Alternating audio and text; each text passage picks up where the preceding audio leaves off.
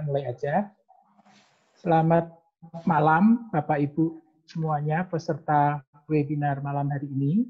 Jadi malam hari ini webinar kita yang dari Unpar Plus bertemakan PJJ, dipaksa atau terpaksa. Telah hadir di tengah-tengah kita Bapak Indra Karismiaji. Beliau adalah Education Consultant dan 21st Century Learning Expert.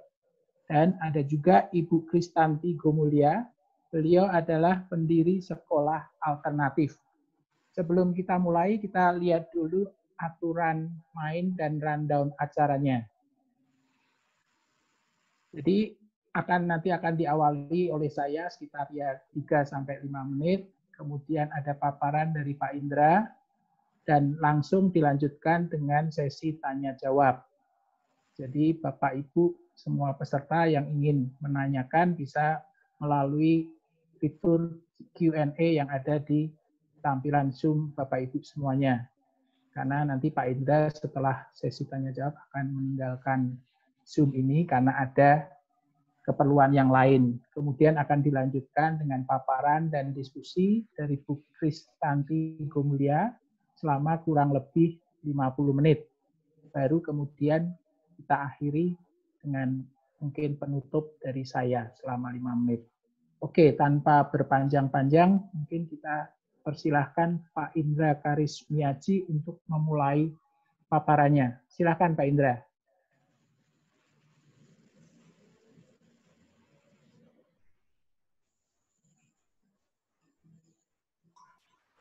Oke, cek. Bisa terdengar suara saya? Bisa, Pak. Oke, selamat sore Bapak-Ibu sekalian. Yang terhormat Pak Dharma Lesmono sebagai moderator. Terima kasih atas kesempatannya Bu Kristanti Gomulia. Senang sekali sore ini bisa berkumpul melalui udara, melalui Zoom. Nama saya Indra Karismiaji. Saya akan sharing sebuah konsep PJJ daring yang sudah berjalan. Kebetulan ini salah satu sekolah binaan saya, yaitu di SMA Katolik Santa Maria Malang. Izinkan saya untuk membagi screen saya. Apakah sudah terlihat? Sudah, Pak. Sudah, Pak. Ya. Nah, kenapa ini saya tunjukkan? Ini adalah bentuk nyata bagaimana proses pembelajaran jarak jauh dalam jaringan itu bisa dijalankan. Kenapa saya memilih SMA Santa Maria Malang? Karena sekolah ini sekarang sudah menjadi model. Banyak sekali sekolah-sekolah yang sekarang belajar ke mereka, karena cukup berhasil prosesnya, dan bahkan mereka sudah diliput oleh TVRI dalam proses pembelajaran kemarin. Sambung bersama dengan pengamat pendidikan atau pemerhati. Saya tunjukkan. Nah, ini untuk proses memberikan mereka akses terhadap di Santa Maria Malang. Orang tua. Bagaimana Anda menyikapi hal tersebut, Pak? Problemnya karena belum terbiasa. Ini jadi salah satu model yang sudah berhasil. Nah, saya akan jelaskan dulu proses yang di sana bagaimana. Ada 3 poin yang saya kerjakan di Santa Maria. Yang pertama adalah saya pastikan semua siswa, semua guru menggunakan aplikasi perkantoran berbasis cloud atau berbasis komputasi awan. Yang dipakai adalah produknya Microsoft, yaitu Microsoft 365. Dan ini gratis, untuk lembaga pendidikan gratis, jadi sekarang ini semua siswa, semua guru sudah punya akun smak santamariamalang.sch.id. Jadi tidak ada lagi yang pakai Gmail, nggak ada lagi pakai Yahoo Mail, pakai Hotmail, jadi yang akun-akun pribadi tidak lagi dipakai di Santa Maria. Semuanya menggunakan Microsoft 365, sehingga untuk misalnya model seperti sekarang ini, kita menggunakan Zoom meeting, mereka tidak lagi menggunakan Zoom, karena menggunakan yang namanya Microsoft Teams. mereka sekarang bisa berkolaborasi satu sama lain, walau tempatnya mereka berbeda-beda, siswa di rumah masing-masing, guru juga di rumah masing-masing, tapi mereka bisa menggunakan file yang sama untuk bekerja dalam satu waktu. Itu menggunakan Microsoft 365. Nah, kemudian saya juga mengarahkan mereka untuk mengubah pola pembelajaran menggunakan project-based learning. Jadi tidak ada lagi teori, tidak ada lagi guru yang ceramah, mereka semuanya menggunakan project-based learning. Dan menariknya project-based learning ini adalah berbasis STEAM, Science, Teknologi, Engineering, Art, dan Matematika yang dikombinasi menjadi satu. Dan karena dikombinasi menjadi satu, dalam implementasinya 15 mata pelajaran yang ada di SMA Santa Maria ini dikombinasi menjadi proyek. Jadi 15 guru mengajar masing-masing mapel, ini mereka berkolaborasi dan buat proyek di mana KD-nya ada semua. Jadi saya ambil contoh yang mereka lakukan pada saat bulan Maret sampai bulan Juni, saat pertama kali PJJ daring itu dijalankan, yang mereka lakukan pertama adalah membongkar KD. Jadi KD-KD dari 15 mapel ini dikumpulkan dan dicari mana yang kira-kira bisa dikombinasikan, mana yang bisa diambil. Setelah membongkar KD, menyusun KD-nya mana yang diambil, kemudian mereka menentukan tema. Dan kebetulan tema yang diambil adalah COVID-19. Jadi tema yang umum, tapi isinya dari 15 KD-KD dari 15 mapel tersebut. Nah, kemudian anak-anak ini diminta untuk membentuk kelompok, dan mereka boleh memilih proyek apa yang akan mereka lakukan. Pilihannya ada 6. 1, bisa bikin komik digital. 2, bisa bikin vlog. 3, bisa bikin podcast. 4, bisa bikin animasi. 5, bisa bikin blog. Ya. Kemudian satu lagi apa ya? Saya lupa, nanti akan saya tunjukkan. Nah, ini sekarang kita mau lihat, ya, saya akan tunjukkan karya mereka, apa yang sudah mereka lakukan. Yang mau saya tunjukkan pertama adalah komik digital. Ini salah satu karya dari kelompok siswa, ya. Jadi mereka membuat ini semua, ya. Mulai dari gambarnya ini mereka yang membuat sendiri. Ini digital. Ya. Tema besarnya adalah COVID-19. Nah, kita bisa lihat ini contoh komik digitalnya. Di sini mereka mengambil ini KD bahasa Inggris karena mengambil referensi dari Jakarta Post. Jadi ada salah satu KD di bahasa Inggris yang diambil untuk mereka menyusun komik digital ini. Nah, ini semua ini KD matematika nih. Ini KD matematika. Ya kan, bicara tentang angka, data, ini ada semua. Oke. Nah, ini salah satu yang dibuat oleh siswa. Jadi gambar mereka sendiri. Jadi betul-betul kalau kita melihat nalarnya sudah di level C6 ini mereka. Tidak lagi C1, C2, atau C3, tapi sudah C6, sudah menciptakan. Nah, ini salah satu karya dari kelompok yang memilih komik digital. Nah, kelompok lain, ini saya tunjukkan, ini sekarang mereka membuatnya blog. Ini blog di Kompasiana. Ya. Ini siswa kelas 11 SMAK Santa Maria. Ada 3 orang kelompoknya, ya. Stephen Haryadi, Vanessa Audrey, Jerry Ang, ini 3 orang. Jadi mereka membuatnya adalah blog. Ini ada matematika ada di sini, ya. Bicara grafik, bicara angka. Kemudian ada lagi yang membuatnya, nah ini tadi yang saya kelupaan. Ini membuatnya adalah iklan layanan masyarakat. Iklan layanan masyarakatnya dibuatnya dalam format Instagram, tapi tentang COVID-19. Ini kita lihat dari mereka. Oke. Ini bahkan ada yang KD-nya KD dari pelajaran bahasa Mandarin.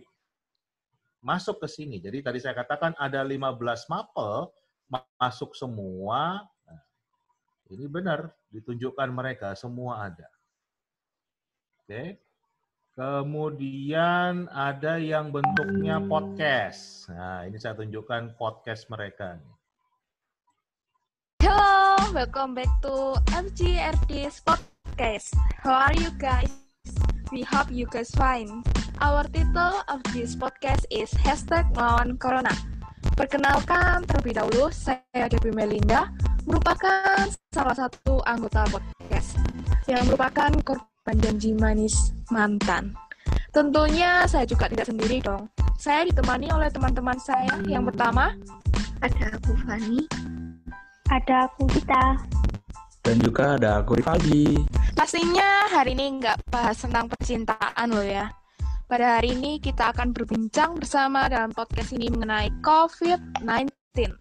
Dan kami memberi judul yaitu #melawan corona. Dan coba kita yang terbagi dalam beberapa aspek serta terdapat informasi dan cara-cara yang sangat bermanfaat bagi kalian. Pastinya kalian penasaran kan? Jadi cukup banyak yang menikmati karya anak-anak ini. Ada lagi yang membuatnya dalam bentuk animasi. Nah, ini animasi.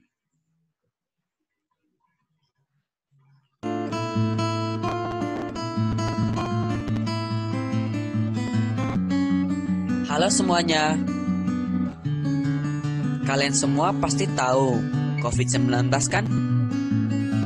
Itu loh, virus yang saat ini sudah menjadi pandemi dan telah memakan banyak korban. Sebenarnya apa sih COVID-19 itu? COVID-19 ini pertama kali muncul di Wuhan. Bagus kalian, kita bisa lihat, ya kan? Ini bentuk-bentuk dari PJJ daring yang dilakukan di SMA Katolik Santa Maria Malang, dan program ini sangat didukung oleh orang tua. Jadi pada saat mereka mulai mengubah sistem ini, yang dilakukan oleh para guru, yaitu wali kelas, menjelaskan dulu ke orang tua, ke siswa. Pada saat PJJ daring tidak ada lagi teori, tapi semua akan bentuknya praktek model seperti ini. Nah, di awal itu orang tua yang mendukung kalau nggak salah hanya sekitar 70 sekian persen. Tapi berjalannya waktu, bulan kedua sudah naik ke 80 sekian persen. Di bulan terakhir sudah 96% orang tua mendukung program ini, dan anak-anak juga 98%. Tingkat mereka menyukai model pembelajaran seperti ini. Jadi ini yang membuat sangat menarik, dan sekarang di tahun ajaran baru, proyeknya itu tiap bulan ada satu. Jadi mereka diminta untuk membuat proyek sebulan satu, kan? Dan semua anak tertarik sekali untuk model pembelajaran yang seperti, karena mereka tidak lagi dikuliahin, tidak lagi dicekokin informasi, tapi mereka justru didorong untuk mencari informasi sendiri. Nah, tugas guru di sini lebih menjadi fasilitator. Jadi akan membantu mereka yang kesulitan mencari data-data referensi misalnya. Kesulitan untuk mencari ide bagaimana. Itu yang dilakukan oleh para guru. Jadi betul-betul para guru tidak lagi menjadi hakim untuk menentukan KD-nya tercapai atau tidak, melainkan justru mereka memastikan semua anak KD-nya tercapai. Dan ini pola penilaian di Santa Maria juga sudah berubah, tidak lagi berbasis angka yang hanya menghakimi benar berapa, salah berapa, tapi lebih ke deskriptif, betul-betul setiap anak dianalisa dengan baik, kelebihannya apa, kekurangannya apa, dan apa yang harus diperbaiki. Nah, Bapak Ibu sekalian, kalau ingin belajar lebih jauh, para guru di Santa Maria ini sangat senang untuk berbagi, karena juga saya dorong untuk mereka bisa berbagi dengan saat ini mereka sering diminta untuk mengisi webinar, juga ada beberapa sekolah yang secara khusus minta dibantu oleh mereka kan gitu. Saya dorong begitu kenapa? Karena dari piramida learning itu ternyata kalau kita bisa mengajarkan orang lain, teach others, kemampuan kita itu retention rate kita di angka 90%. Jadi saya akan dorong mereka. Dan ini juga ada YouTube-nya, Bapak Ibu sekalian. Ini YouTube-nya bisa Anda scan, ya. Bagaimana para guru di SMA Santa Maria ini akan berbagi prosesnya, dan memang prosesnya bukan proses yang indah ya Bapak Ibu sekalian. Ini prosesnya cukup menarik kan gitu, penuh dengan air mata juga kan gitu, karena memang mengubah sebuah sistem itu bukan satu hal yang mudah gitu. Bagaimana mereka juga terutama pada saat penilaian itu, karena mereka terbiasa menghakimi, sekarang tidak lagi menghakimi, itu butuh proses yang cukup mengasihkan, tapi sekarang mereka punya bonding yang begitu kuat. Mungkin itu dulu sharing saya sore ini, Pak Dharma. Oke. Ya, terima kasih Pak Indra. Ini kalau saya lihat ada 4 pertanyaan, jadi mungkin nanti bisa dijawab. Pertanyaan pertama itu dari Miss Ugi. Ya, pertanyaannya adalah bagaimana penerapan teknologi dalam PJJ untuk kelas dasar seperti PK dan SD kelas 1-2, di mana penggunaan HP sebagai media komunikasi dan pembelajaran utama. Itu yang pertama. Kemudian yang kedua saya gabung aja Pak ya. Dari Rindi Wardani, bagaimana cara memotivasi orang tua semangat mendampingi anak dengan berbagai macam kegiatan? Mungkin 2 itu dulu Pak, dijawab. Oke. Yang pertama, untuk anak TK, saya sarankan itu fokus utamanya di peningkatan literasi. Peningkatan literasi dalam arti bukannya mereka itu dipaksa untuk membaca atau menulis, bahkan tidak boleh ya. Yang di bawah SD itu justru perbanyaklah waktu sekarang guru itu membacakan cerita. Jadi misalnya pakai Zoom begini, guru itu justru harus memperbanyak membacakan dongeng. Bukan mendongeng, tapi membacakan dongeng. Jadi posisinya kelihatan membaca, ya kan? Tapi dibuat menarik, kan? Itu yang paling banyak. Usahakan bisa seminggu 2 kali lah. Dan setelah itu, apa project based learning-nya? Nah, anak disuruh menceritakan kembali. Nah, menceritakan kembali jangan suruh semuanya modelnya adalah pidato, tapi kalau anak yang suka menggambar, suruhlah menceritakan kembali dalam bentuk gambar. Tapi yang suka ngomong, ya silakan ceritakan kembali dalam bentuk verbal. Yang suka menari, ya ceritakan lagi dalam bentuk tarian. Yang suka nyanyi, ya bisa dalam bentuk lagu, kan gitu. Tapi adalah didorong mereka dari mereka menerima informasi dalam bentuk bacaan, mereka bisa menerima informasinya, kemudian mereka bisa mengekspresikan lagi apa yang diinformasikan dalam bentuk karya nyata. Dan biarkan mereka memilih, jangan paksa semua harus menggambar, jangan paksa mereka untuk semua. Biarkan mereka memilih, yang mau gambar silakan gambar. Yang mau nyanyi tadi silakan nyanyi, yang mau pidato silakan pidato. Jadi yang storytelling begitu. Jadi itu cara meningkatkan literasi dalam kondisi sekarang PJJ daring ini bisa dilakukan ya menggunakan teknologi seperti Zoom, seperti Microsoft Teams, Google Meet, Webex dan lain sebagainya. Ini yang pertama. Yang kedua, kalau anggarannya memungkinkan, ya, saya menyarankan untuk orang tua kalau yang punya biaya punya ini menggunakan tablet. Tabletnya seperti ini nih. Kelihatan nggak ya? Nah, ini tabletnya. Tablet ini gunanya untuk mereka bisa melakukan bisa menggunakan ada stylus-nya kan gitu. Ini bisa gambar di sini, bisa belajar bikin bentuk, ya kan, warna, mewarnai, bisa seperti ini. Tapi ini tentunya cost-nya lebih mahal. Tapi kalau kita bicara di era digital ini, ya memang anak-anak butuh untuk menggunakan teknologi digital.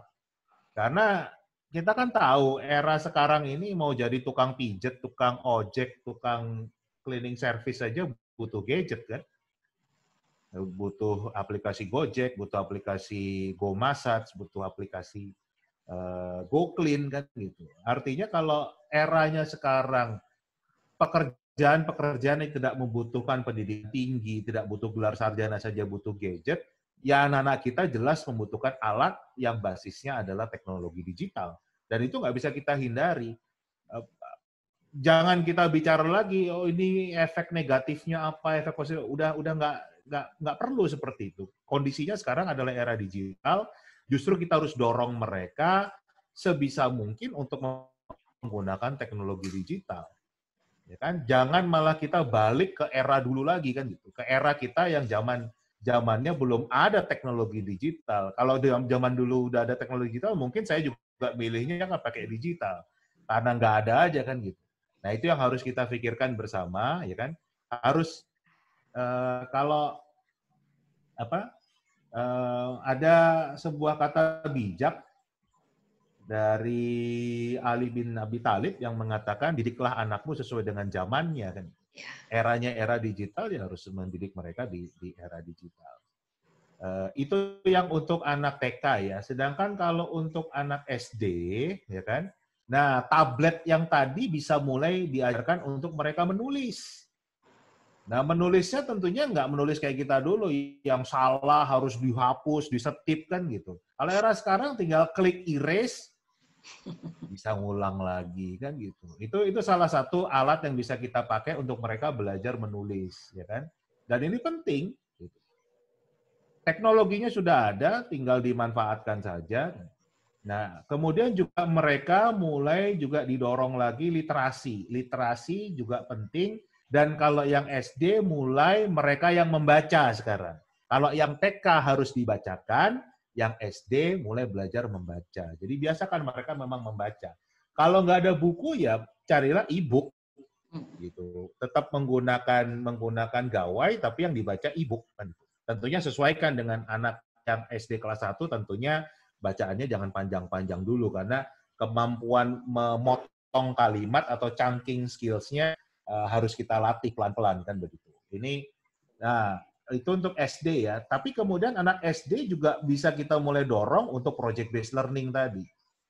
Contoh, saya sebetulnya ada sih contohnya lagi beberapa SD yang saya dampingi juga. Misalnya gini, salah satu materi di SD, KD di SD itu pelajaran sains ya, pelajaran IPA itu bicara tentang benda. Benda gas, benda padat, benda cair kan. Dari dulu, dari zaman saya sampai sekarang, materi itu nggak pernah hilang. Benda gas, benda padat, benda cair.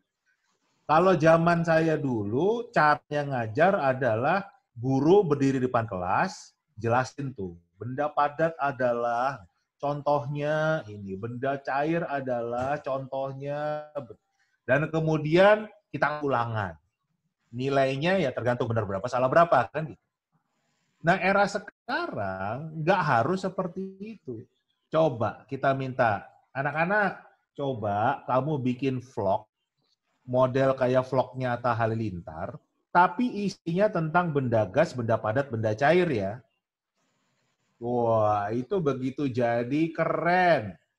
Dan kadang-kadang saya ketemu para guru yang mengatakan, ih, bagusan mereka ya jelasinnya daripada saya kan. Dan nggak masalah kan gitu. Pada saat mereka sudah mampu menjelaskan benda gas, benda padat, benda cair, mereka sudah menguasai materi. Nggak usah dikasih ulangan. Karena untuk bisa bikin sebuah vlog itu butuh nggak bisa sekali. Artinya mereka harus belajar lagi, mengulang lagi sampai bisa. Artinya tujuannya sama, tapi kita pakai jalur yang berbeda. Nah, itu salah satu yang bisa digunakan TK dan SD. Tadi pertanyaan kedua apa ya Pak? Saya jadi Yang kedua, itu bagaimana cara memotivasi orang tuanya, Pak, dalam mendampingi anak dengan berbagai kegiatan. Ini, yang pertama tadi kita harus sadari, para orang tua ini kan usianya seumuran saya nih kan. Artinya dulu kecilnya mainnya main gundu kan gitu, mainnya main kelereng, bukan main PUBG, bukan main Mobile Legend. Jadi kan nggak tahu sebenarnya cara belajar di era digital itu kayak apa, kan belum pernah ngerasain. Gitu. Jadi memang butuh pihak sekolah itu juga mengedukasi orang tua. Nah, seperti yang saya contoh di SMA Santa Maria tadi, wali kelas setiap minimal sebulan sekali mengadakan webinar buat orang tua, menjelaskan, ini loh prosesnya kan seperti ini, caranya seperti ini, alatnya kan pakai begini, cara komunikasi begini. Awal dari mereka tidak setuju karena 70 sekian persen yang setuju, naik jadi 80 sekian, akhirnya ke 96%. Artinya kalau ada komunikasi yang baik, orang tua juga akan paham. Nah, kalau yang sekarang ini kan kebanyakan orang tua protes, bahkan yang sekolah-sekolah swasta banyak yang minta digratiskan, karena mereka merasa direpotin kan gitu. Biasanya nggak ngajarin sinus kosinus tangan, tiba-tiba suruh ngajarin sinus kosinus tangan. Yang ada yang meningkatkan kedekatan emosional dengan anak-anak kan. Artinya dekat anak-anak jadi emosi kan gitu. Nggak pernah ngajarin, suruh ngajarin. Nah, padahal porsinya orang tua jangan menggantikan guru kan gitu. Tetap kalau kita bicara ekosistem pendidikan itu tetap harus trisentra pendidikan, 3 sentra. Rumah, sekolah, masyarakat. Itu kan ilmunya Ki Hajar Dewantara. Itu tetap berjalan, tapi komunikasi antara pihak sekolah dan orang tua itu harus dibenahi, harus ditingkatkan. Hubungan antara orang tua dan sekolah harusnya sebagai mitra. Jangan sebagai penjual dan pembeli. Kalau penjual dan pembeli, nah begitu sekarang, ini kondisi sekarang, itu pasti mereka minta diskon, minta digratisin, kan gitu. Karena merasa tidak sesuai dengan apa yang mereka bayarkan. Tapi kalau bermitra, itu akan beda pandangannya. Dan ini sudah berjalan di beberapa sekolah. Mungkin itu. Ya, oke. Terima kasih Pak Indra. Ini ada lagi pertanyaan dari Ibu Novianti. Apakah belajar online bisa efektif diserap oleh anak-anak? Itu yang pertama. Kemudian dari Egi, bagaimana mengubah mindset siswa terhadap teknologi, terutama HP, yang semula mereka anggap sebagai wahana mainan dan hiburan, sekarang menjadi sebuah kebutuhan pendidikan. Itu dulu, Pak. Oke. Apakah efektif? Jelas sangat efektif. Yang pertama karena mereka ini anak-anak kita disebut dengan digital native atau penduduk asli dunia digital. Kita bicara sekolah virtual, di negara-negara lain itu sudah sukses berjalan sejak 2006. Jadi sudah 14 tahun yang namanya sekolah tanpa batu bata, kan istilahnya kan brick and mortar school, itu sudah banyak dan sudah puluhan juta siswa yang lulus dengan model ini. Dan mereka tidak dikatakan punya kemampuan di bawah mereka yang sekolahnya ke sekolah tatap muka, bahkan banyak yang lebih bagus. Jadi yang menjadi problem kan kita yang para orang tua, para pendidik belum pernah nih merasakan. Jadi kita merasa ragu kalau apakah bisa menjadi efektif. Nah, justru ini harus justru dibuat efektif karena era digital tadi yang saya katakan. Dan jangan selalu dibandingkan dengan era sebelumnya. Sulit kalau kita selalu bandingkan dengan era sebelumnya. Maksudnya gimana? Contoh. Almarhum nenek saya itu selalu bilang kalau ibu saya nggak bisa masak. Kenapa? Karena ibu saya kalau masak nasi itu pakai rice cooker, kemudian bumbunya itu di blender. Sedangkan nenek saya bilang itu bukan masak namanya. Yang namanya masak itu ya bumbunya tuh harus diulek. Terus nasinya itu harus ada keraknya. Apa istilahnya kalau orang Jawa tuh intip kan gitu. Itu baru yang namanya masak. Nah, ternyata kondisi yang sama terjadi antara ibu saya dengan adik saya yang perempuan. Kata ibu saya, adik saya ini nggak bisa masak. Kenapa? Karena dia masaknya pakai bumbu instan. Jadi kata ibu saya, kasihan suamimu, kasihan anak kamu nggak pernah merasakan masakan yang sesungguhnya.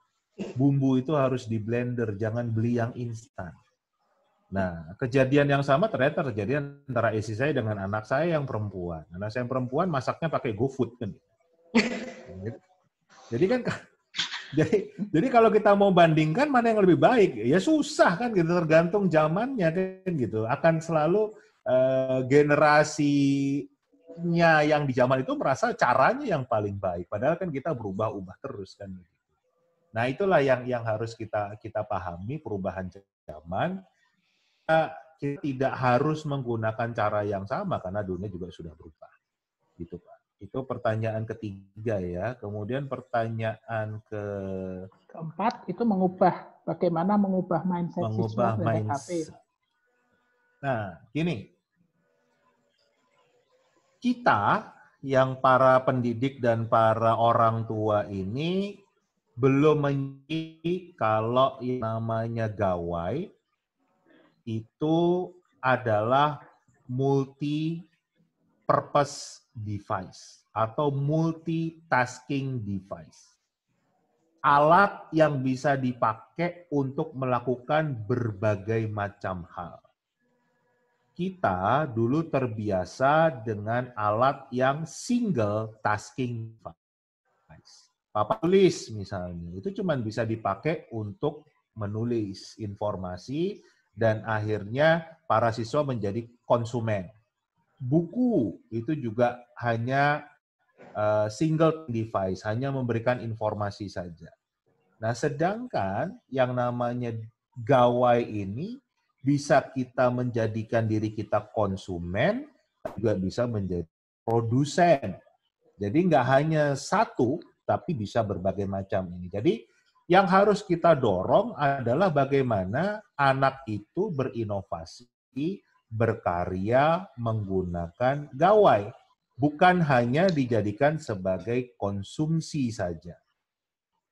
Nah, ini yang butuh pembiasaan mereka. Anak itu bisa kita dorong bukan hanya menjadi pemain game, tapi bisa kita dorong untuk menjadi pencipta game. Dan kalau anak sudah asik menciptakan game, wah itu udah level nalarnya di C6 tadi. Akan berpikir untuk mencipta lagi. Konten kreator di YouTube itu udah cara berpikirnya udah beda lagi. Dia bukan menjadi konsumen, tapi menjadi produsen. Dan inilah yang dibutuhkan di era revolusi industri 4.0 ini. Nggak bisa lagi kita survive hanya menjadi konsumen, tapi harus menjadi produsen. Jadi kreasi. Dan itu menggunakan alat ini sangat mungkin. Contoh yang tadi saya tunjukkan dari karya anak-anak SMA Katolik Santa Maria Malang itu adalah produsen semua, produksi semua. Tidak ada lagi yang konsumsi. Konsumsinya mereka cari sendiri untuk bisa menjadi karya yang seperti itu. Mereka dapat informasinya, kemudian mereka membuat karyanya. Oke, ya. Ini ada 3 pertanyaan mungkin yang terakhir Pak ya. Artinya yang pertama dari Pak Ahmad Jubandi. Ya. Artinya sudah adakah aplikasi yang mengcover PJJ ini? Ya. Kemudian dari Mas Likah Asyari, dalam situasi siswa yang masih belum boleh ketemu fisik, topik apa saja yang memungkinkan kalau akan menerapkan project based learning? Sekaligus bagaimana interaksi antar siswa yang bisa kita fasilitasi. Dan pertanyaan terakhir dari Pak Ismail Aji Fauzan, bagaimana mengcover permasalahan terkait keterbatasan media dari orang tua dan anak, misalnya gadget yang tidak mendukung, perbedaan koneksi, gagap teknologi. Silahkan Pak Indra. Ya. Sudah adakah aplikasi yang mengcover PJJ ini? Sudah, banyak sekali kan gitu. Ya, salah satunya tadi misalnya menggunakan Microsoft 365, itu udah sangat membantu. Kemudian kalau kita bicara kontennya, kita bisa pakai yang gratis dari Rumah Belajar punya Kemdikbud, itu gratis semua. Nah, tapi yang penting di era sekarang tadi Pak, bukan kontennya, tapi dari konten ini bisa dibuat apa? Karya nyatanya dibuat apa? Jadi harus project kan gitu. Jadi kontennya bisa masuk ke Rumah Belajar, bisa mencari BSE juga ada di sana, buku sekolah elektroniknya, jadi nggak perlu pakai buku cetak lagi. Kita bicara animasi, video ada di rumah belajar semua, itu untuk bahan anak sebagai konsumsi bisa. Tapi yang penting harus kita dorong mereka untuk menjadi produsen tadi, sebagai kreator, bukan hanya konsumen. Nah, jadi kalau aplikasinya ada semua, nah posisi kita itu menjadi fasilitator bagaimana mereka memanfaatkan ini. Jadi kalau bicara aplikasi, sudah lebih dari lengkap. Gitu. Pertanyaan berikut, dalam situasi siswa yang masih belum boleh temu fisik, topik apa saja memungkinkan bila menerapkan project based? Wah, kalau bicara topik itu tergantung dari kondisi sekolah masing-masing kan gitu. Jadi tergantung anak-anak itu lagi suka membahas apa kan gitu. Nah, itu yang bisa kita kaitkan dengan KD-KD yang ada. Dan ini semua sudah dicoba, ternyata semua KD bisa masuk. Nah, tinggal contoh di SMA Santa Maria Malang itu bahkan untuk yang tahun ajaran baru ini, topiknya itu justru kebanyakan dari siswa. Jadi dikirim angket, oke, tahun ajaran baru nanti mau topik yang mau dibahas topik apa aja. Jadi mereka muncul menarik. Ada yang bicara tentang pekerjaan masa depan, ada yang bicara tentang ketahanan pangan, ada yang bicara tentang pelestarian lingkungan kan gitu. Jadi malah itu muncul dari para siswa sendiri, ya kan? Kemudian guru mengolah bagaimana KD-KD-nya bisa masuk ke dalam proyek-proyek tersebut dari topik tersebut, dan itu ternyata bisa, dan menunjukkan semua yang dipelajari di sekolah itu bukan hanya teori, tapi bisa dibawa ke ranah kehidupan sehari-hari kan. Jadi anak nggak merasa nggak ada gunanya nih saya belajar ini, semuanya dipakai.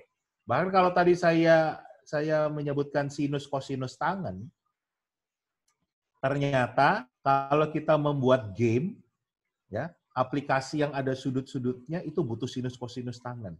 Dan anak-anak Santa Maria sudah menemukan itu, ternyata bikin game ini kita harus tahu ngitung sinus kosinus tangen gimana. Jadi ketemu mereka ternyata yang selama ini belajar ini nggak tahu nih kapan sih dipakainya, akhirnya malah ketemu kan. Nah, itu contoh yang bisa kita lakukan. Kemudian pertanyaan terakhir, bagaimana mengcover permasalahan terkait keterbatasan media dari orang tua dan anak, gadget yang tidak mendukung, perbedaan koneksi, gagap teknologi. Nah, yang pertama, tentunya kalau kita bicara PJJ daring, yang namanya gawai butuh, ya kan, itu bagian dari infrastruktur. Nah, permasalahan sering terjadi adalah gawainya ada, tapi cuma satu, harus gantian.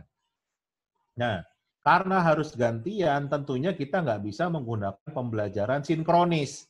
Sinkronis itu artinya kayak tatap muka. Jadi jamnya sama, yang dipelajari sama, ya kan? Fasenya sama, kecepatan sama, itu nggak bisa. Dalam PJJ daring nggak bisa belajarnya sinkronis. Dalam PJJ daring harus kombinasi antara sinkronis dan asinkronis. Makanya butuh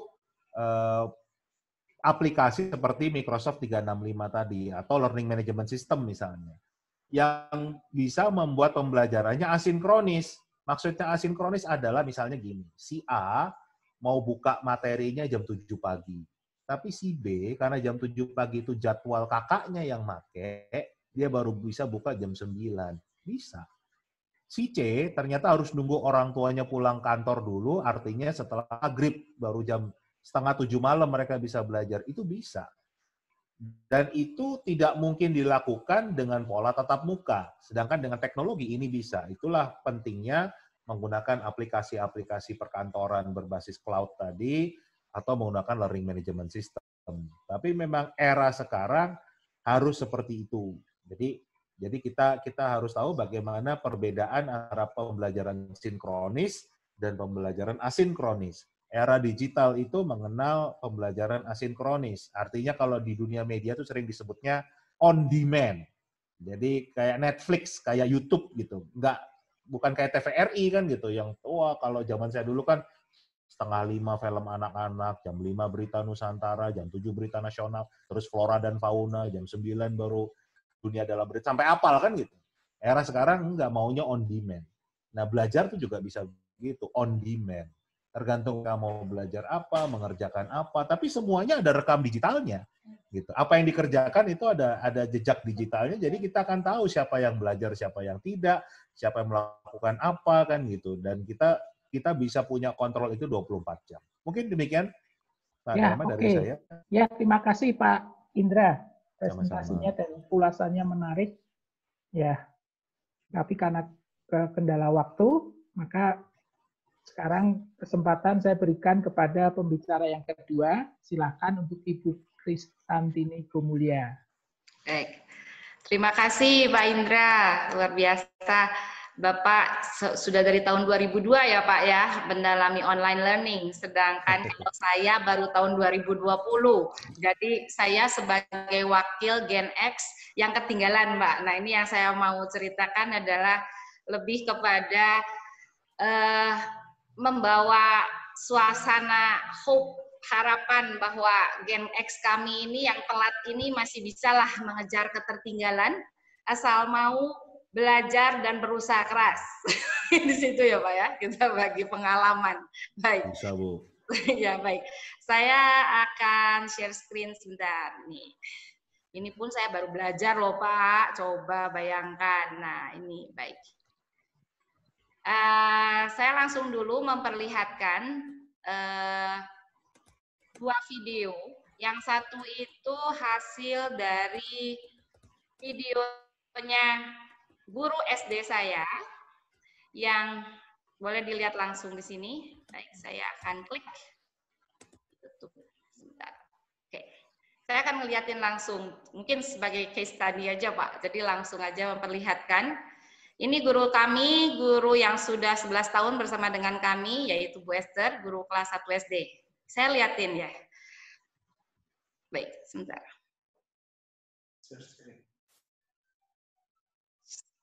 Share.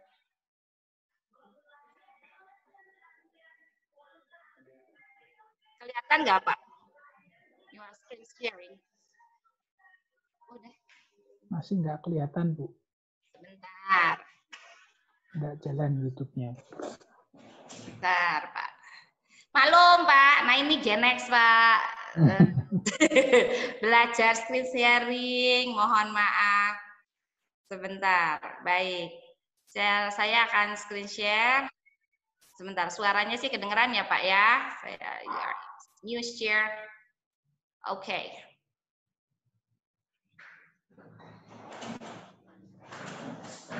Udah.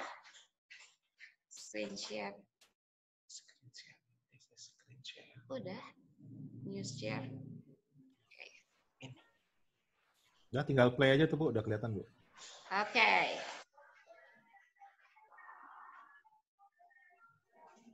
Ini sudah bisa upload YouTube. Kenapa saya perlihatkan? Nanti saya lihatnya sedikit.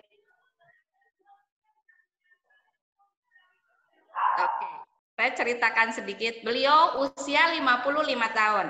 Ya, yaitu usia saya lah. Saya 47, beliau 55. Satu lagi saya perlihatkan adalah yang sudah Gen Z ya Pak ya. Ini. Baik.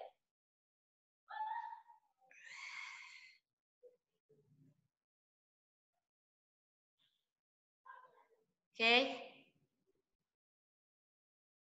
Sudah kelihatan, Pak?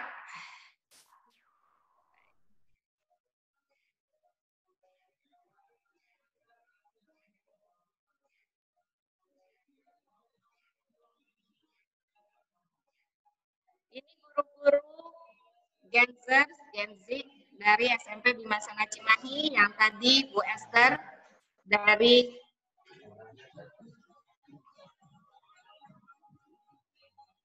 Oke. Kedengeran Pak suaranya?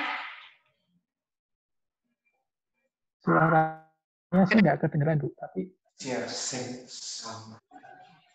baik, sebentar. Share lupa mana sih ini.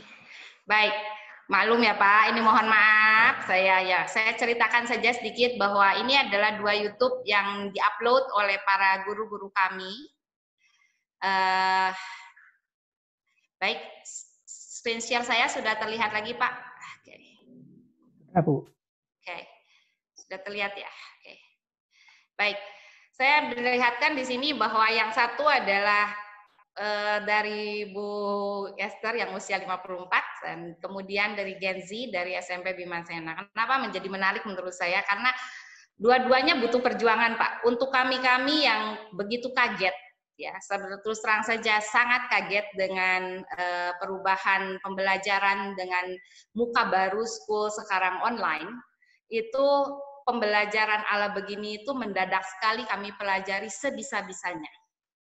Jadi istilahnya di sini terjadi shock yang luar biasa. Kalau boleh saya cerita sedikit bahwa saya bilang ke Pak Indra juga tanggal 15 Maret itu kami itu ngerasa sebagai kayak kiamat ya menurut saya. Istilahnya kenapa saya katakan kiamat? Karena waktu saya menyadari ini terjadi bahwa online learning sekarang terjadi ya. Kami nggak siap apapun sama sekali. Sedangkan sejujurnya saja seperti obrolannya Pak Indra tadi, sebenarnya Pak Indra sendiri sudah mulai tahun 2002, saya pun sebenarnya kan memulai dengan kursus. Saya memakai sebuah buku, yaitu disebutnya buku New Parade dari Pearson Longman. Itu ada di kelas 4, grade 4 itu ada caption dari newspaper di situ, koran luar sana, sedang belajar tentang future tense, masa depan, itu ada pertanyaan begini. Jadi itu asli dari koran ya. Jadi anak-anak belajar dari situ. Pertanyaannya adalah, will still there be any schools in the future? Dan di situ bilang ada debat bahwa online nanti itu karena bilangnya bukan online, tapi kata-katanya di situ masih computerized. Itu tahun saya pakai 2005. Publish-nya itu tahun 2000. Nah, waktu saya menyadari bahwa ternyata it's happening, ternyata terjadi betul, ya.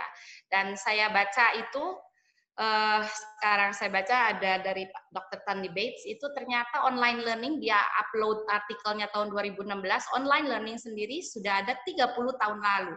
Penelitian itu sudah dimulai 30 tahun lalu. Berarti kita itu sebenarnya dibilang harus shock juga tidak. Ya, sebenarnya saya baru menyadari bahwa saya secara pribadi itu menunda kemungkinan. Istilahnya bahwa seperti Pak Indra tadi bilang ya, kita sesuai dengan zaman. Dan terus terang mungkin sebagai guru Indonesia, saya berusaha untuk semua baik-baik saja gitu. Ya, semuanya akan sama seperti itu. Dan ternyata dengan COVID ini sangat-sangat mengagetkan sekali ya. Jadi tahapan di sini saya melihat bahwa saya di sini juga, seperti saya bilang, saya baru belajar tentang online ini di tahun 2020, tepatnya 4 bulan lalu, saya belajar dengan sangat terkaget-kaget. Dan di sini tentu banyak sekali ketertinggalan. Kalau yang lainnya sudah dari kapan, 30 tahun lalu, saya baru sekarang. Nah, dan saya mau mengajak semua orang tua ataupun guru-guru untuk melihat bahwa kita harus bangun dulu gitu. Istilahnya mungkin sampai saat ini, maaf saya karena tinggal di Kota Garut, saya melihat ada terus terang Pak, di Garut ini sudah ada beberapa sekolah yang masuk ya. Istilahnya masuk kenapa? Karena saya pahami begitu banyak sekali halangan, hambatan, ketidakmungkinan yang karena tidak siapan sehingga membuat ya sudah, bagaimana lagi, masa anak-anak 5 bulan nggak masuk. Nah, di sini kita sedangkan harus memaksa diri untuk betul-betul belajar secara cepat mengejar yang tadi sudah tertinggal sekali. Kenapa saya katakan demikian? Karena secara pastinya, kalau saya melihatnya ini mungkin sebuah kepastian ya, Pak Nadiem pun sudah bilang, sesudah ini berlalu pun PJJ, sekolah hybrid, sekolah yang akan blended antara online dan offline, ya itu akan menjadi sebuah keharusan, istilahnya akan menjadi sebuah pembiasaan nanti ke depan. Dan saya lihat di sini juga di Kompas juga dikatakan demikian. Kalau Ibu Bapak lihat di data ini, orang tua pun pada saat ini memilih untuk, ini tanggal 12 Juli ya, diambil dari 16 kota, memilih untuk tetap bertatap muka dan tidak bertatap muka tapi homeschool dan memperpanjang PJJ. Ya, istilahnya bahwa ini kita akan harus menghadapi kepastian bahwa mukanya sekolah itu kita sudah pasti berubah. Saya tidak melihat lagi mungkin kemungkinan bahwa kita akan sama seperti dulu, kok rasanya gimana gitu Pak.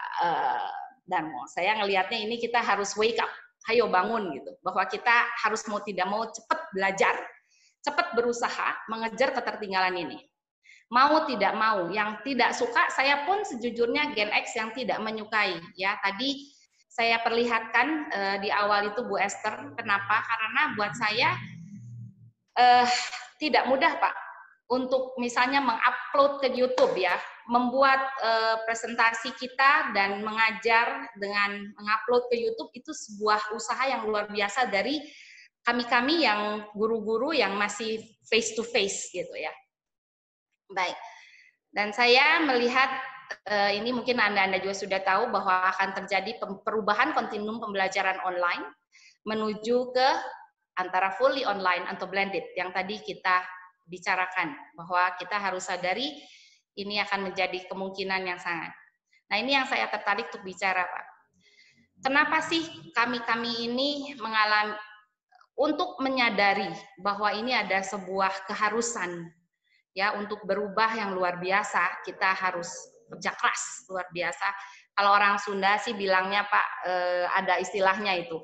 Saya merasakan sekali saat ini tuh, kalau orang Sunda bilangnya hulu dijen suku, suku dijen hulu. Istilahnya sudah di rumah pun kami mengajar itu sudah tidak ada batasan dan betul-betul kayak 24/7 Pak. Belajar itu ataupun mengajar itu betul-betul 7 hari penuh. Dan itu sampai malam kadang kami mempersiapkan video, ya mempersiapkan rundown untuk mengajar, ya sampai menjadi sebuah upload YouTube. Kenapa kami memilih YouTube akhirnya? Sebelumnya sekolah kami berjalan sama dengan orang lain, yaitu dengan WA. Ya, WA semuanya di WA-kan, ya difotokan, di WA-kan, dan istilahnya kasihan pada orang tua juga Pak, karena kami hitungkan cukup besar ya. Kalau dengan cara begitu tuh kuota yang termakan tuh sangat besar. Kalau YouTube setidaknya kalau jaringan jelek ya ataupun jaringan sedang kuota sedang tidak ada gitu. Istilahnya mereka bisa menunda dan nanti bisa download pada saat ada ketersediaan. Jadi dan itu lebih lebih ringan biayanya. Jadi kami meminta semua guru itu mengupload ke YouTube semua pengajaran. Dan di sini saya bilang juga kepada guru-guru kami di sekolah-sekolah alternatif kami ini bahwa mereka harus memaksakan diri. Kenapa? Karena ini ya pembelajaran itu, pendidikan itu bersifat human touch Pak. Maksudnya saya bilang nggak bisa kalau misalnya kalian terus-terusan misalnya kita sekarang download link ataupun ambil link ruang guru, belajar dari sana, tugas silakan. Bagaimana anak-anak bisa mengenal kalian? Bagaimana anak-anak bisa merasa dekat dengan kalian? Kalau caranya hanya send link. Jadi kita yang harus dekat dengan mereka. Yaitu caranya ya kita bekerja keras ya, seperti yang saya bilang tadi lewat uploadan YouTube ya. Kalau yang kedua mungkin tadi tidak lihat itu YouTube dari Gen Z sekolah baru kami di SMP itu dengan mereka kekinian, pakai cara kekinian sekali mengajarkan tentang peraturan, Pak. Jadi peraturan dengan cara yang lucu, menyenangkan dengan gayanya anak muda dan anak kekinian. Nah, itu seperti itu. Baik. Saya ingin membicarakan di sini sebenarnya apa sih yang menjadi ketakutan awal ya. Jadi istilahnya kekagetan kami sebagai guru khususnya ataupun mungkin juga orang tua ya. Saya melihat di sini ada beberapa problem yang besar, yaitu problem kebiasaan bekerja soliter. Itu yang membuat kita takut melangkah. Ya. Kenapa? Karena dalam mengajar saya merasakan sekali butuh sekali yang namanya teman. Ya. Selama ini kalau mengajar yang saya banyak lihat di dalam praktik-praktik itu guru itu hanya sendiri-sendiri. Jadi istilahnya ya kamu ngajar sendiri, ya kalau ada masalah anak ya mangga gitu. Kalau itu sedangkan ini tidak seharusnya seperti ini. Apalagi pada masa PJJ seperti ini. Kalau kita ingin sukses istilahnya, kita tetap mau menancapkan kuku saya sebagai seorang guru ya, sebagai seorang guru yang mengenal anaknya dan membuat anaknya betah belajar. Ini kata betah ini penting banget karena banyak katanya anak-anak sudah mogok Pak belajar. Ya, saya kasih contohkan, ponakan saya juga bilang anaknya itu sekolah di sekolah bagus, tahu-tahu anak TK nggak mau lagi belajar. Nah, istilahnya udah mogok, ini digimanain. Nah, itu kenapa bisa terjadi? Karena guru tidak ada yang saling menolong di sini. Nanti saya cerita Pak, karena di sekolah kami, itu kami biasakan sekali tim teaching. Tim teaching dan buddy teacher, istilahnya kami terbiasa dengan kalau membuat sebuah program pengajaran, itu kami bekerja sama antara 3, yaitu kepala sekolahnya, gurunya, dan buddy, teman. Apa ini keuntungannya? Pada saat seorang guru stuck, Pak, ini gimana? Terbayang ya Pak ya, dulu saja kita mengajar, itu kreativitas itu dibutuhkan. Ya, nah tapi di sini pada saat PJJ, bayangin Pak, kami itu ngajarnya tuh anak TK, anak SD, ya, itu gimana caranya menyentuh hati mereka? Itu anaknya aja saya nggak bisa pegang. Nah, itu butuh sekali pemikiran yang super kreatif. Nah, disinilah letak tim sangat memungkinkan untuk hal-hal dan ide-ide yang tidak ada menjadi ada. Ya, seperti itu. Jadi saya ceritakan di sekolah kami, seperti saya bilang, kita mendadak, sontak harus menjadi online, kaget.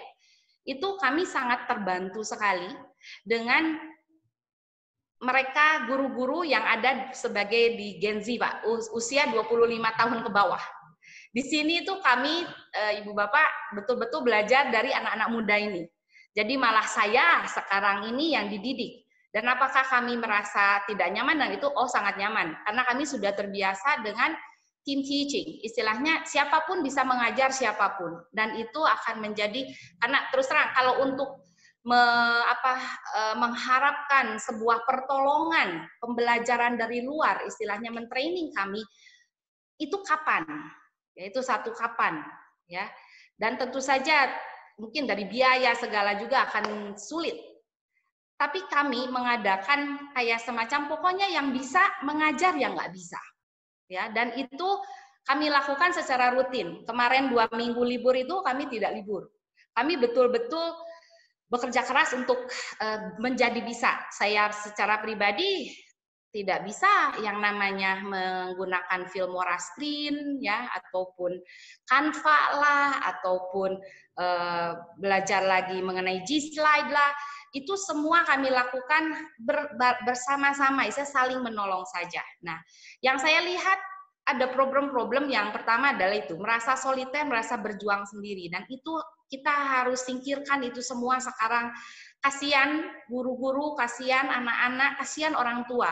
Tadi ada pertanyaan, bagaimana sih supaya orang tua, memotivasi orang tua.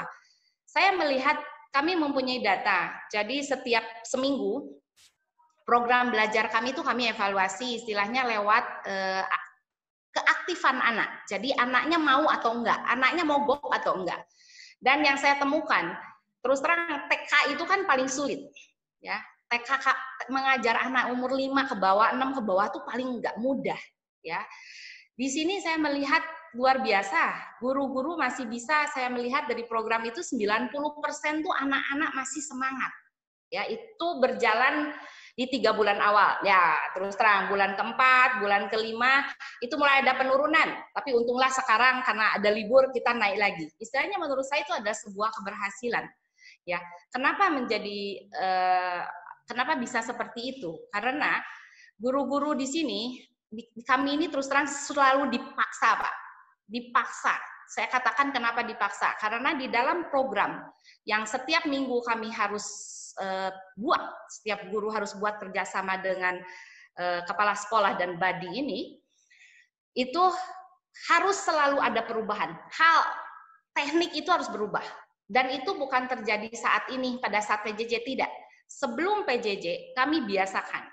Nah, itu melatih sekali, cara, asah otak, terus terang, mengasah otak untuk secara kreatif gimana sih caranya gitu menerjemahkan materi ini supaya kena buat anak-anak kecil-kecil seperti ini.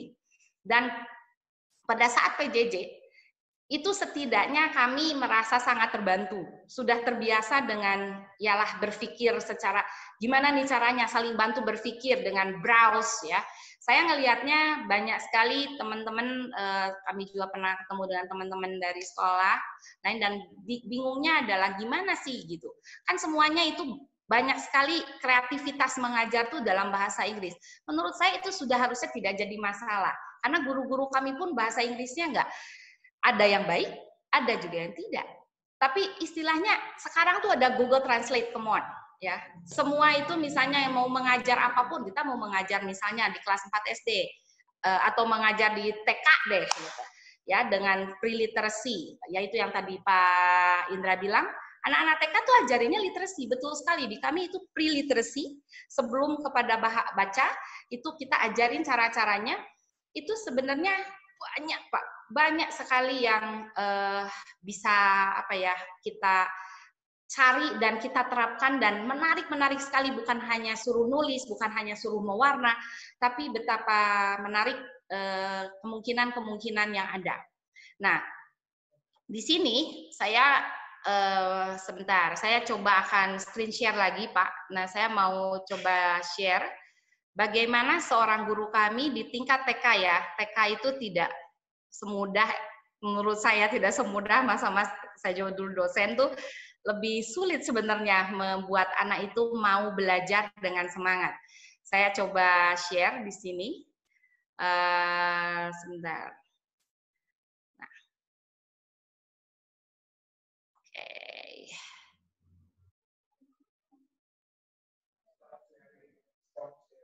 Stop. Apa terlihat, Pak? Belum, Bu.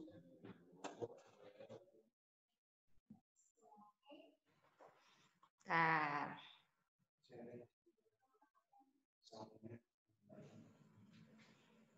Sebentar, aduh, kok susah banget sih ini. Sebentar ya, Pak.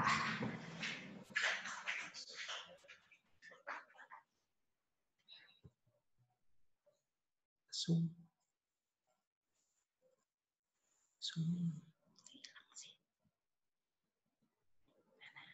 Ya, itu diklik dulu. Ini diminimize bisa nggak?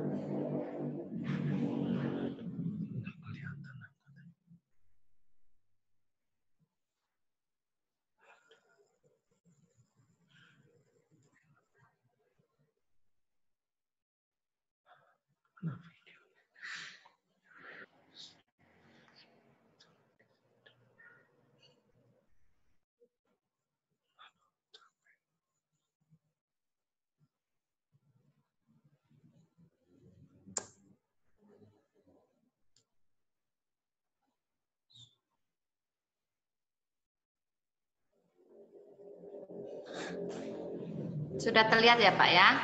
Pertama apa dulu? Sudah kelihatan, Bu. Baik. Good. Tulis E-nya. Baik.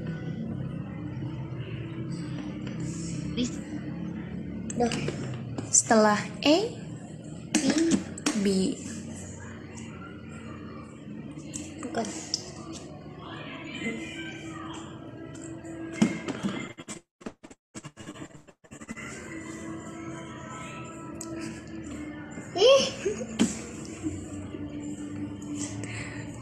Good. Ini. Ya, apa itu? B. Ya. Tulis B. Oke.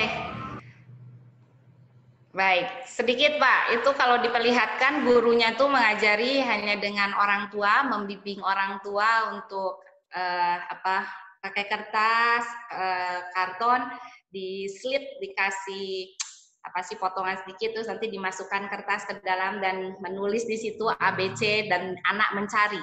Bisa dilihat tadi juga kan anak itu jadi apa ya, merasa tertarik gitu, bukan hanya dengan dikasih tugas misalnya apa nulis A, B, C gitu, tapi dia betul-betul kayak mainan ya gitu. Jadi istilahnya sambil bermain dia mencari huruf yang lanjutan dari sesudah A ke A ke B, B ke C. Nah, itu menurut itu adalah sebuah kerja keras yang guru-guru bisa lakukan, itu karena ini Pak Mas, karena yang seperti saya bilang tadi bahwa guru diwajibkan untuk selalu memaksa diri mengajar dengan interaktif. Jadi istilahnya ya caranya interaktif gimana?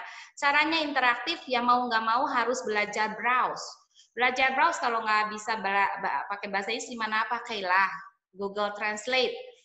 Kita akan temukan kok banyak sekali Pinterest ataupun YouTube sekarang di sana dengan berbagai gaya, berbagai cara yang sangat membuat anak itu mau untuk belajar dengan betah, dengan berbagai teknik.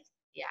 Nah, kemudian yang saya lihat lagi di sini mengenai tadi saya sudah bilang tentang adanya permasalahan di mental. Sebenarnya saya sendiri merasa sekali dengan online ini sebenarnya kurang sekali percaya diri. Kalau face to face saya percaya diri saya mengajar karena memang seumur-umur 25 tahun mengajar ya sangat senang dengan ketemu anak dan lainnya. Tapi sekarang ya zamannya harus online ya saya harus online. Terlebih juga saya merasa sendiri sebagai seorang Gen X itu saya terhambat terus terang saja itu dengan permasalahan pemikiran teknologi itu, perkembangan teknologi itu mengerikan. Nah, kenapa itu yang saya ngeri dengan yang disebut transhumanisme, yaitu pergerakan bahwa manusia itu akan menuju ke post-human, ya lebih dari seorang human yang sekarang, bahwa mungkin kita setengah mesin, setengah kayak AI begitu ya. Jadi itu membuat saya itu merasa teknologi itu sebelum PJJ ini adalah seperti musuh dalam selimut, istilahnya saya ngeri sekali dengan perubahan-perubahan itu. Dengan adanya era PJJ ini ya betul sekali tadi dikatakan juga ya di mana zaman saya hidup, anak saya hidup, ya berarti ya kita harus adapt dengan itu, termasuk dengan perubahan zaman dalam PJJ ini. Nah, kemudian orang tua di sini. Orang tua itu betul-betul rekan kami. Istilahnya guru itu harus bantu orang tua, ya. Istilahnya ngebantu orang tua apa ya, membimbing orang tua menjadi guru yang asyik. Istilahnya mereka menjadi guru yang apa ya, bisa mengajar anaknya. Jadi bukan hanya nih kasih bahan, nih kasih tugas, tapi betul-betul guru harus membantu mereka. Caranya bagaimana? Yaitu kami sampai berusaha sekali dengan berbagai cara untuk mengkomunikasikan kepada guru-guru, kepada orang tua, cara-cara yang harus humanis ya, kami sebutnya dengan harus humanis. Cara yang humanis yang kena itu kayak apa sih gitu? Cara yang humanis itu yang bakal kena untuk anak, yang saya lihat itu yang pertama adalah bahwa murid itu, kita itu guru harus menunjukkan aura yang kerja keras. Istilahnya aura yang menunjukkan bahwa aku tuh betul-betul berusaha untuk ngajar dengan berbagai cara. Hal itu saya yakini anak itu tahu Pak dan Ibu, bahwa kita itu mengajar dengan sungguh-sungguh walaupun online, ya, walaupun tetap dekat, walaupun berjarak, itu dengan aura kita yang memperlihatkan lewat tampilan video kita, ya, cara-cara kita, ya, worksheet yang kita siapkan untuk mereka, anak-anak itu tahu dan mereka akan merasa, orang tuanya juga akan tahu, dan melihat kerja keras ini saya yakin orang tua juga akan, ya, ada orang tua yang mungkin bingung, tapi ada orang tua yang sangat menghargai kerja keras ini. Dan mereka akan berusaha bersama dengan anak-anak. Nah, hal-hal humanis yang kedua adalah kita harus memberikan secara cepat feedback. Jadi istilahnya feedback dalam bentuk kembali kepada anak-anak itu dalam bentuk apresiasi lewat voice note lah, lewat video kepada mereka lah secara cepat.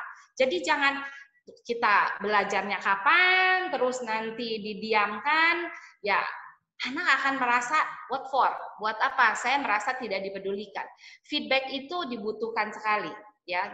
Dan kemudian yang tadi saya contohkan dari yang Gen Z itu, mau nggak mau kami ini harus dengan pola-pola kekinian saat ini disesuaikan dengan usia peka yang anak-anak butuhkan. Itu juga menjadikan anak, contohnya yang kayak tadi ya, seperti Dilan itu tadi, ya memang dia kebutuhannya lagi sambil tarik-tarik ya, menguatkan fingertips ini karena anak usia 5,5 ya. Nah itu dia dengan begitu dia suka sekali ya, istilahnya di situ terlihat bahwa beda lagi dengan tadi ngomongin peraturan, guru-guru ini dengan pakai lagu, dengan pakai ala-ala TikTok sedikit. Nah itu membuat si anak-anak remaja ya jadi semangat dong gitu ya. Dan juga saya melihat juga di sini pelibatan harus have fun ya, istilahnya berusaha juga untuk menghadirkan di rumah itu bukan hanya siksaan tugas maksud saya, tapi juga ada kesempatan untuk have fun with the kids ya, istilahnya jangan ya ciptakanlah permainan-permainan kecil yang membuat si anak itu merasa masih seneng kok belajar di rumah, bukan hanya harus bikin PR lagi ya. Gimana caranya? Browse di internet, so many, banyak sekali.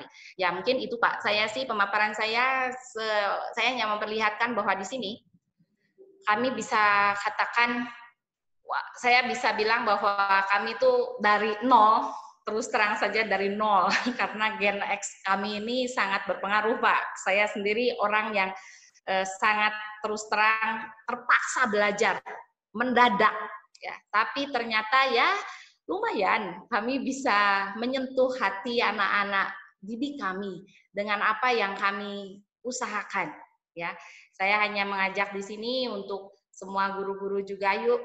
Saya dari kota kecil di Garut ya, istilahnya kota yang ya dengan jaringannya apa adanya, terus juga belum permasalahan juga tadi yang dikatakan 1 HP dengan 3 anak ya, banyak sekali hambatan sebenarnya. Tapi perjuangan dan harapan ini yang kita tidak boleh tidak mau, karena bukannya ini sesuatu yang apa ya ngedadak sebenarnya, tapi sebetulnya ini 30 tahun lalu sudah ada, kita saja yang terlambat. Karenanya keterlambatan ini kita bayar saja sekarang dengan kesungguhan untuk belajar.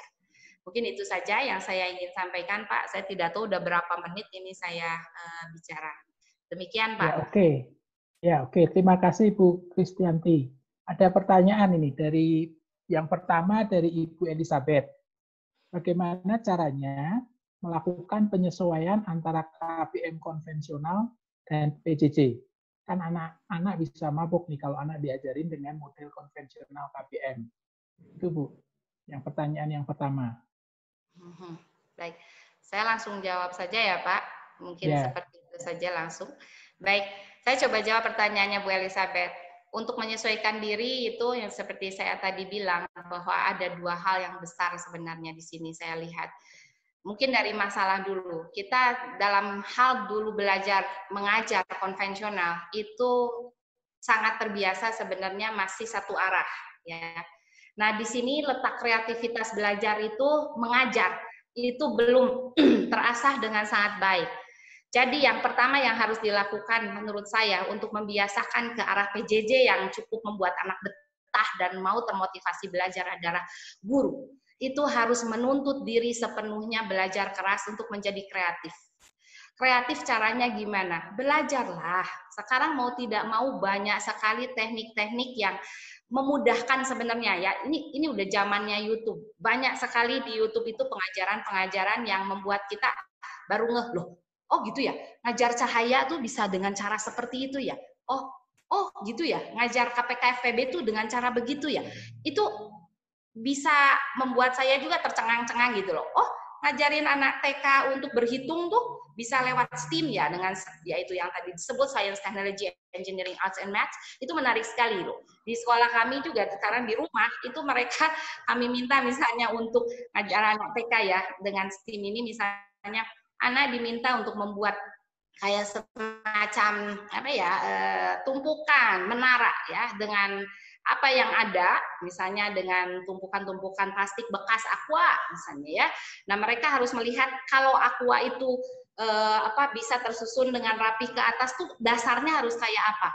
Itu tidak ada mengajarkan, dibiarkan, dan kemudian mereka berpikir sendiri dan kemudian mereka menyusun sendiri dan akhirnya dengan sangat sukacita, aku bisa gitu. Ya, dan sesudahnya itu mereka menghitung ya, menghitung berapa banyak sih. Ini misal TKB ya, sudah belajar kadang belasan ya.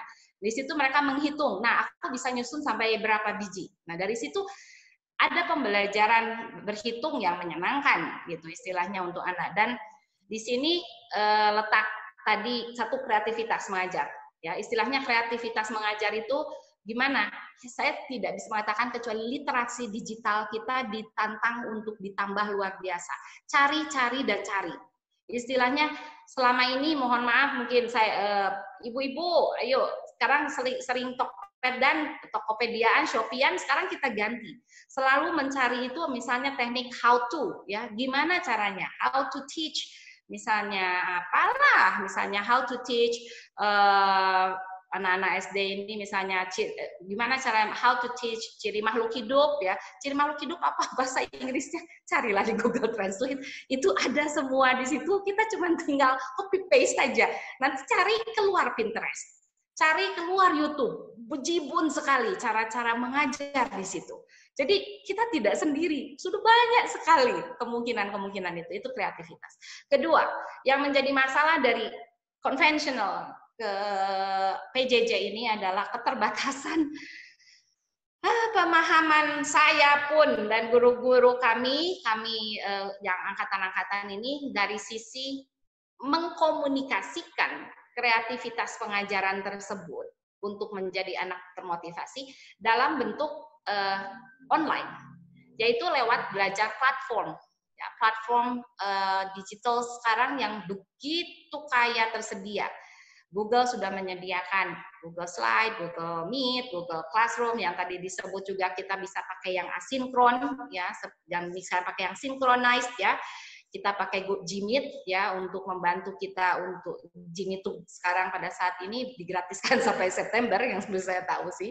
Ya lumayan daripada Zoom yang banyak memakan kuota ya itu. Terus itu kalau yang asinkron kita bisa pakai ya quizzes lah, ya Google Form lah, dan lain dan sebagainya.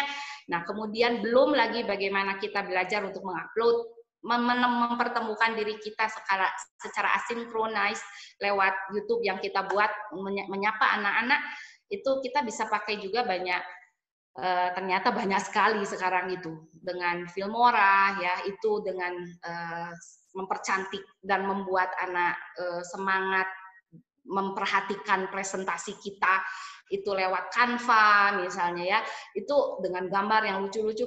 Jadi dua hal ini menurut saya kalau ini saja dulu. Kita kan lagi belajar tuh baru saja melangkah ya. Kalau saya bilang saya tuh baru dilahirkan ke dunia baru, belum berjalan juga masih tertatih-tatih sekali.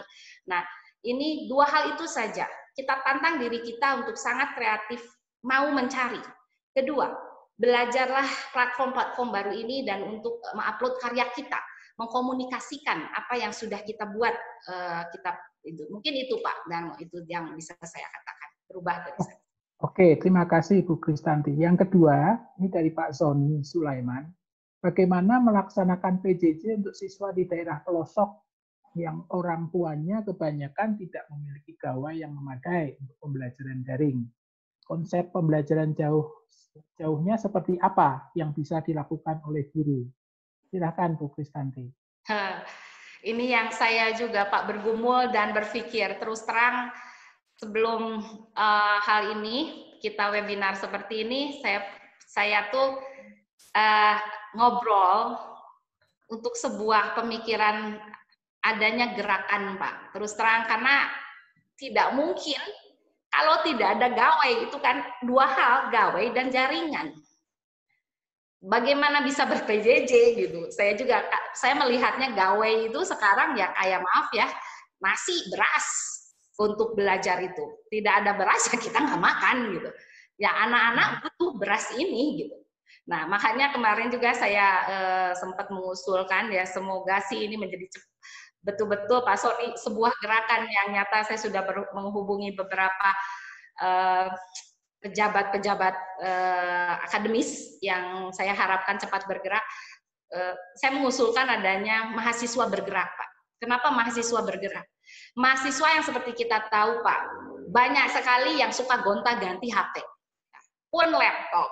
Guru-guru aja butuh laptop. Ya istilahnya saya hanya berpikir, kenapa tidak mahasiswa bergerak untuk para adik-adik kelasnya saat ini? Ya ini mungkin saya naif sekali, tapi saya berani mengusulkan karena ini menjadi kemustahalan, nggak mungkin betul Pak Sony, saya juga nggak bisa apa-apa gitu. Istilahnya ini harus ada gawainya, harus ada jaringannya. Saya menghubungi alma mater saya dan pembantu rektornya saya kenal, beliau bilang di Flores sendiri itu jaringannya bagus, tapi gawainya nggak punya. Ya lucu ya Pak, jadi istilahnya ya so what gitu. Nah jadi ya memang ini harus menjadi sebuah keprihatinan nasional bahwa adik-adik kita, anak-anak SD, SMP, SMA kita di bawah Anda yang para mahasiswa ini, aduh sangat membutuhkan yang di pelosok ini. Bukan hanya anak-anak Pak, gurunya juga istilahnya kami bermimpi banyak. Ya, kami bermimpi kami cukup menjadi ahli dalam online learning. Tapi kami pun merasakan keterbatasan di sekolah kami dengan maaf laptop guru yang sudah 11 tahun, 10 tahun tidak kompatibel sebenarnya. Itu penyiksaan sekali Pak, nungguin lama gitu. Nah, kami mengadakan gerakan terus terang ke orang tua.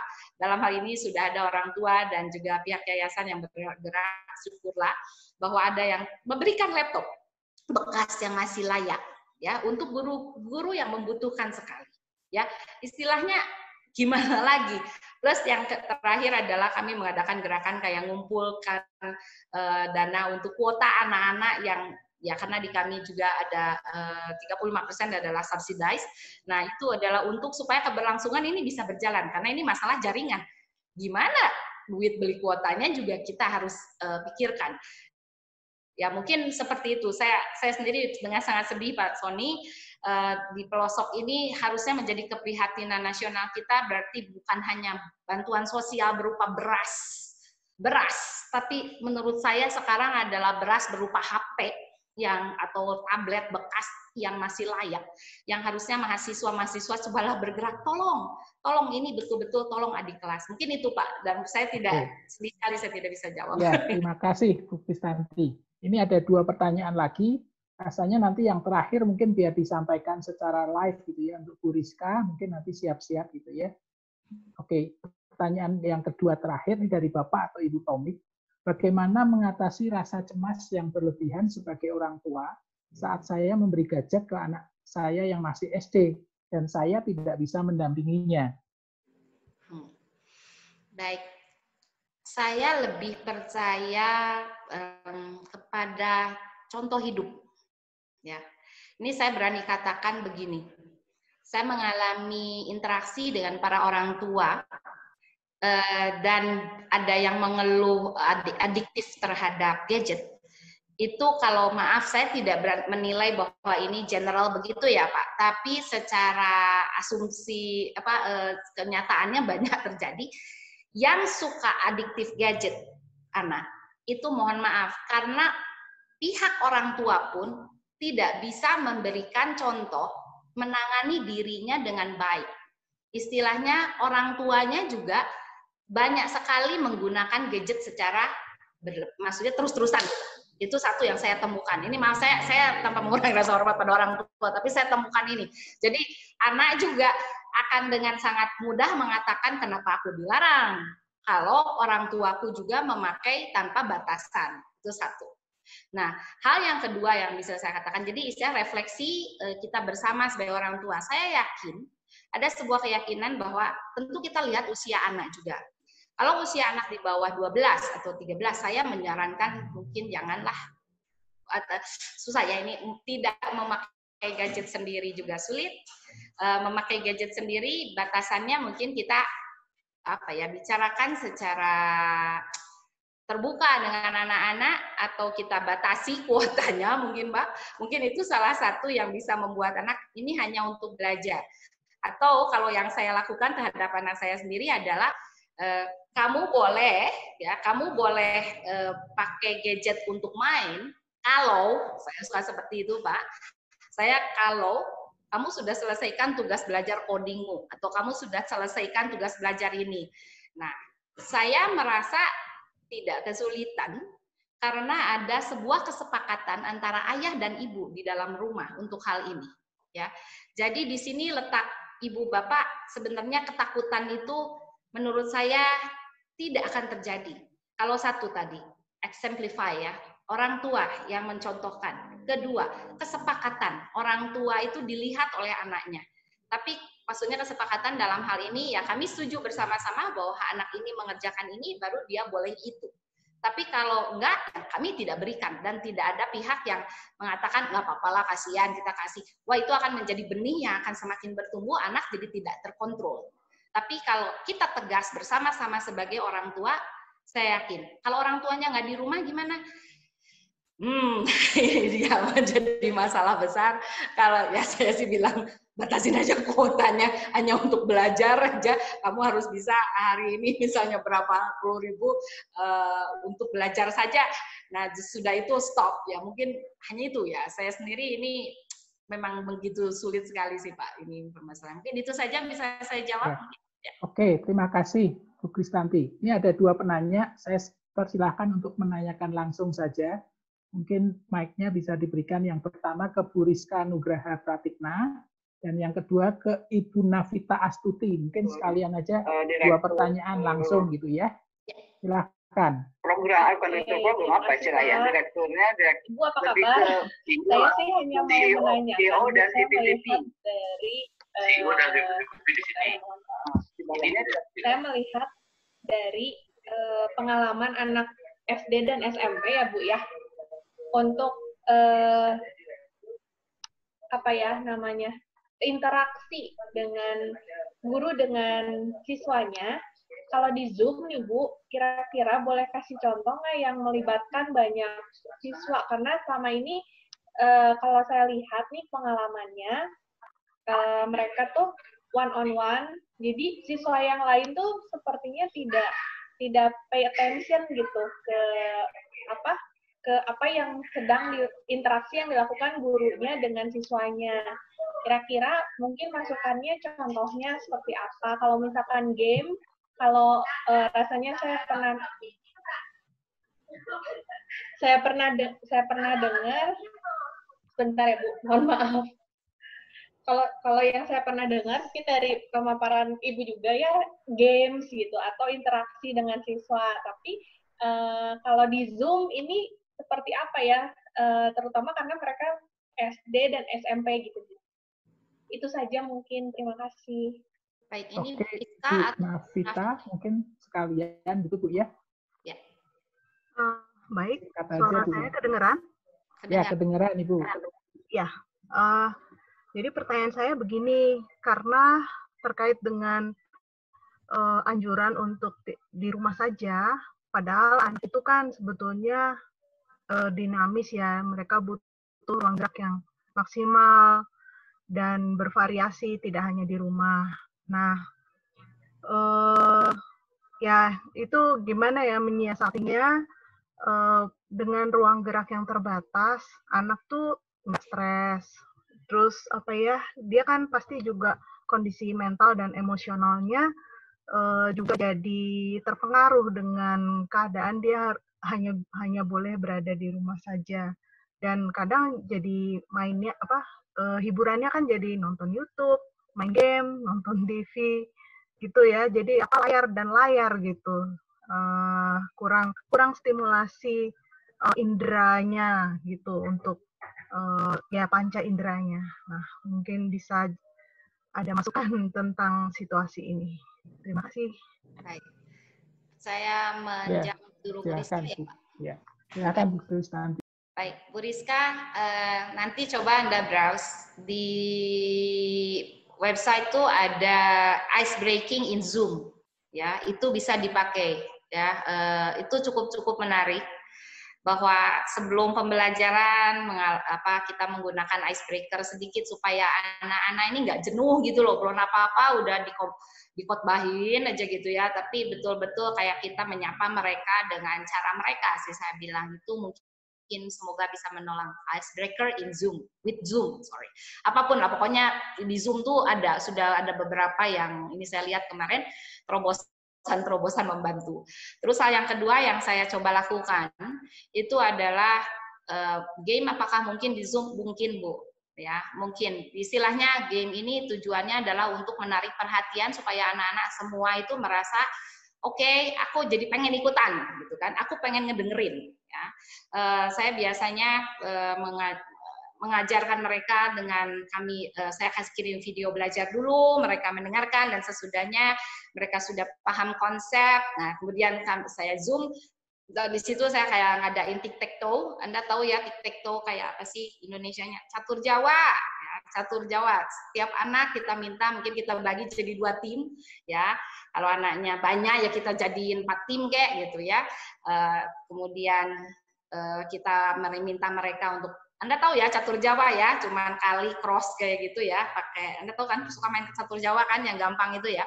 Nah, nanti pelajari deh catur Jawa. Nah, di situ kita bagi jadi 2 tim. Jadi istilahnya kalau kalian misal kalau saya suka jahil, kalau kalian menang gitu ya, besok tugas boleh bebas 1 biji, tapi kalian harus betul-betul bisa menjawab ya semua pertanyaan dari saya, ya, ataupun penjelasan yang tadi sudah itu kalian benar bisa jawab nggak gitu.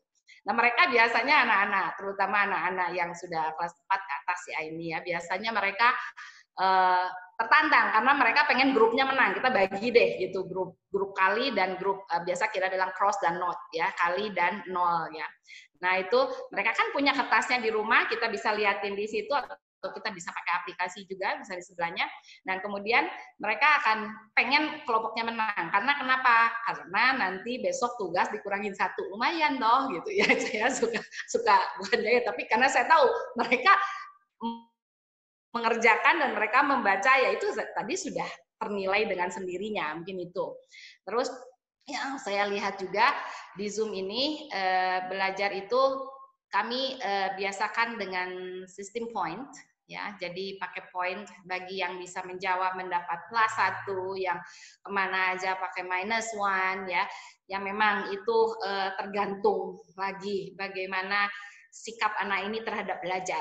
Tapi itu quite membantu, cukup menolong lah gitu ya. Dan betul kemarin tuh ada usulan dari anak SMP kami itu apa ya, saya lupa, tapi itu ada usulan bagaimana, dia ngusulin, itu bagus sekali, itu usulan dari anak. Dia bilang, gimana kalau Isa OSIS, kami memang sebelum PJJ sudah melaksanakan ini, dan OSIS yang melakukan. Dia bilang, jangan Bu Guru, tapi OSIS yang mencatat, dan kita bergilir mencatatkan. Dan yang mencatat plus minus itu mendapat plus lagi poin. Dan menurut saya, itu lumayan bikin anak-anak yang lain jadi mau termotivasi untuk menjawab.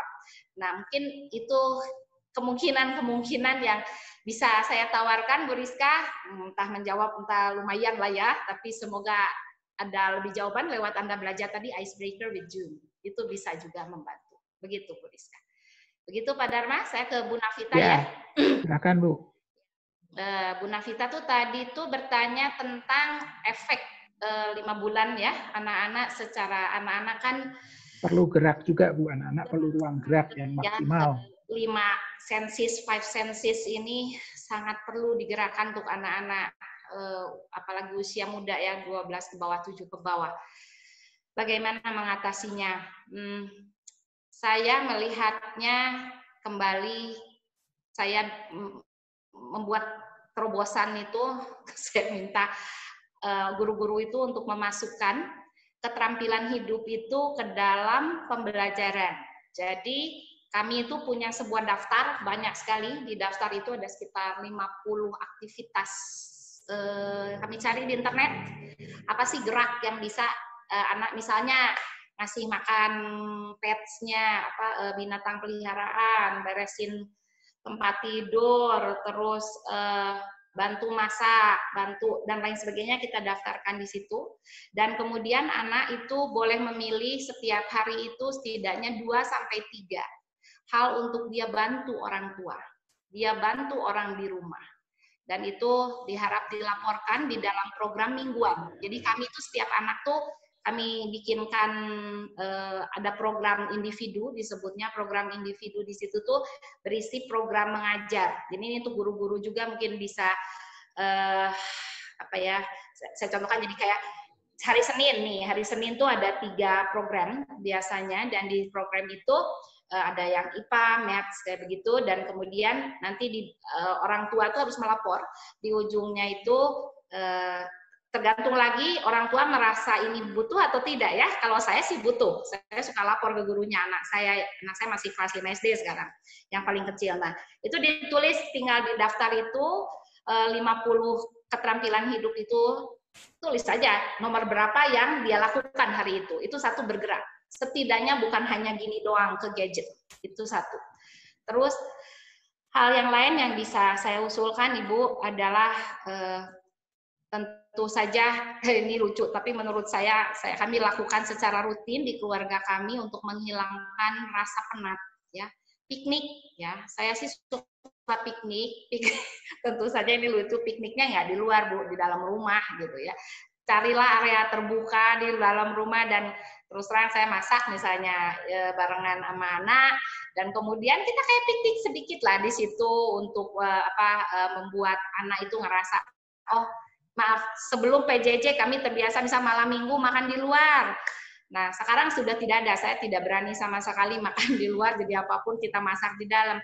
Dan istilahnya di situ tuh dengan piknik sederhana ini, ya kita makan yang rada enak lah hari ini, kita masak bersama untuk menghibur diri. Dan itu cukup menyenangkan, anak-anak menunggu rasa piknik ini, termasuk ibu saya yang sudah sepuh.